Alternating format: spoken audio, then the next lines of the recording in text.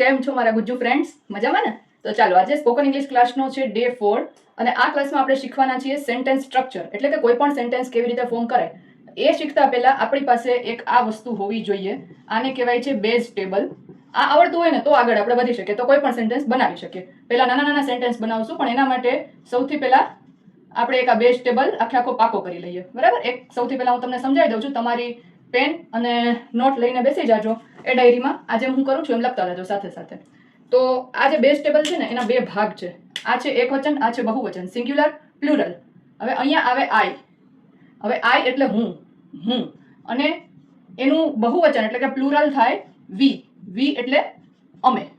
Writing બહુ સારા નથી, જરા હલાવી લેજો. ચાલો, અહીંયા છે યુ. યુ એટલે તું એક વચનમાં, અને અહીંયા છે યુ. આ યુ નો મતલબ થાય છે તમે, એટલે કે તમે બધા બહુવચનમાં. પછી આવે છે હી. હી એટલે કે તે, કોઈ બોય હોય એના માટે યુઝ થાય છે. એનું બહુવચન થાય છે ધે. બરાબર? ધે. ધે એટલે કે તેઓ. આ થઈ ગયું તેઓ. પછી આવે છે શી એટલે કે તેણી, અને એનું બહુવચન એટલે કે પ્લુરલ થાય છે ધે, એટલે તેઓ. એનું પણ સેમ જ થશે, હીનું, શીનું. અને હજી આવે છે ઇટ. એનું પણ સેમ જ થાય, એટલે કે તે. એનિમલ્સ કે કોઈ થિંગ માટે યુઝ થાય, કોઈ વસ્તુ માટે. એનું પણ પ્લુરલ થશે તે, એટલે કે તે બધી વસ્તુઓ, તે બધું, અથવા તે બધી વસ્તુઓ. બરાબર? અથવા તેઓ બધા. બધા એનિમલ્સ હોય ને તો તેઓ બધા, એની પણ વાત થઈ શકે. ચાલો, આટલી વસ્તુઓ ક્લિયર થઈ ગઈ. હવે આ બેઝ ટેબલ તમારી બુકમાં લખી લો. એના પછી તમારે સ્ટાર્ટ કરવાનું છે ટેબલ નંબર 2. આ હતો ટેબલ 1. ટેબલ નંબર 1 હતો બેઝ ટેબલ. હવે આપણે સ્ટાર્ટ કરશું ટેબલ નંબર 2. એ છે પ્રેઝન્ટ ટેન્સ નો ટેબલ. પ્રેઝન્ટ ટેન્સ એટલે કે વર્તમાન કાળ. વર્તમાન કાળનો ટેબલ. તો એમાં આઈ ની સાથે વર્તમાન કાળ એટલે કે અત્યારની વાત કરીએ તો આઈ સાથે એમ આવશે, વી સાથે આર આવશે. ઓકે? યુ સાથે આર આવશે. સિંગ્યુલર નો યુ છે એક જ. તું બહુ હોશિયાર છો. You are very smart or you are very intelligent. એના માટે એક જ માણસને આપણે કહીએ છીએ. આર થશે અહીંયા પ્લુરલમાં પણ આર આવી જશે. બરાબર? You are. હવે આવે છે હી. હી એકની વાત થાય છે ત્યારે ઇઝ કહેશું. He is very smart boy. બરાબર? એમાં ધે આવે તો ધેમાં આર આવી જશે. બધા, એ આખા ક્લાસના બધા છોકરાઓ સ્માર્ટ છે. They are smart boys. હવે આવે છે she. She is a smart girl. બરાબર? અને ધે આર સ્માર્ટ ગર્લ્સ. બધા સ્માર્ટ જ છે. ચલો, પછી છે ઇટ. ઇટ એટલે કોઈ વસ્તુની વાત થાય છે. It is very beautiful thing. Beautiful કયો, નાઇસ કયો. ઇટ ઇઝ વેરી કોલ્ડ, એમ કહી શકો કે બહુ ઠંડુ પાણી હતું. It is very cold. Okay? તો ઇઝ આવ્યું. અને ધે, હવે પાણી માટે, વસ્તુ માટે તો ધે નો યુઝ થાય, પણ કોઈ એનિમલ છે. It is black dog. It is a black dog આવશે. It is a black dog, તો ધે આર બ્લેક ડોગ્સ. શું આવે? They are black dogs. હવે ક્યારે ડોગ, ક્યારે ડોગ્સ, એ બધું ધીમે ધીમે શીખશું, પણ અત્યારે આટલું યાદ રાખી લો. આઈ સાથે હંમેશા એમ આવશે, વી સાથે આર, યુ સાથે બંને ફોર્મમાં આર. હી, શી, ઇટ બધા સાથે ઇઝ આવશે, અને એના પ્લુરલમાં બધી જગ્યાએ આર આવશે. બરાબર? ચલો, આ ટેબલ 2 પણ ક્લિયર. હવે કરીએ છીએ ટેબલ નંબર 3. આ છે પાસ્ટ ટેન્સનો ટેબલ. પાસ્ટ ટેન્સમાં બહુ નાનકડી જ વસ્તુઓનો ફેર હોય છે, બહુ મોટો ફેર નથી. જેમ કે આઈ સાથે આવશે વોઝ. આ એસ છે, WAS, વોઝ. આર ની સાથે આવશે વર. જો ઘણા વિદ્યાર્થીઓ આને WERE હોય ને એને વેર બોલે છે, પણ આને વેર ન કહેવાય, વર બોલવાનું. પછી યુ ના બંને ફોર્મ સેમ જ છે. યુ વર, અહીંયા પણ યુ વર. બરાબર? હી, શી, ઇટ બધામાં યુઝ થશે વોઝ. આ ત્રણે ત્રણ માટે વોઝ આવશે. અને આ ધે છે, ધેમાં પણ ત્રણે ત્રણમાં વર આવી જશે. ટેબલ આખો તમારે લખી લેવાનો છે.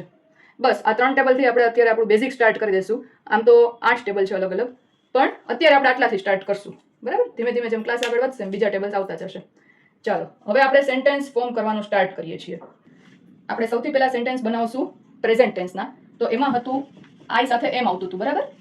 હવે આઈ એમ અ સ્ટુડન્ટ. આઈનું સેન્ટેન્સ બને છે આઈ એમ અ સ્ટુડન્ટ, એટલે કે હું એક વિદ્યાર્થી છું. જોજો મિત્રો, અહીંયા અ આવ્યું છે.